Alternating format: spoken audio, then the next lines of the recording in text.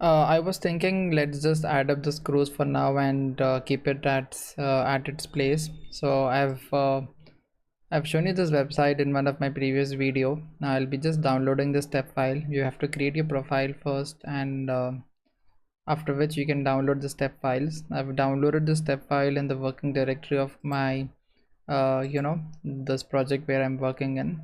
Now I'll be just directly importing the screws at specified positions. Firstly, I'll just uh, you know cut the section view and let's go to assemble. I'll have this in all files mode so that I can see the step files. I'll just click on import, and if you want you can just rename the screw to something uh, understandable. So I'll just write this as scr base to cover.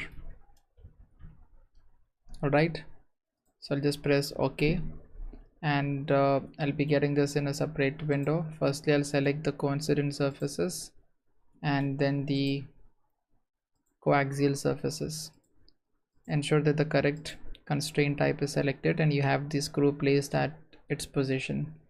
We can just take a cut section and see how it looks like.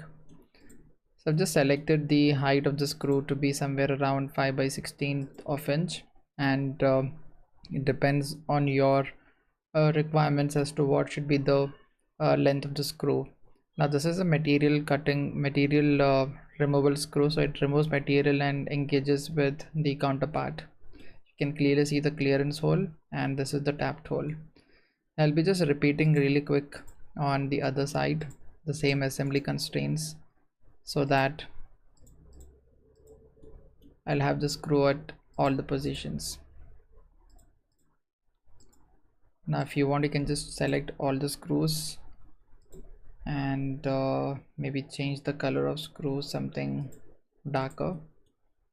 All right, and after this I'll be getting the foots or the feet. So this is how your assembly will look like for now. Now let us move forward and create features for the placement of battery.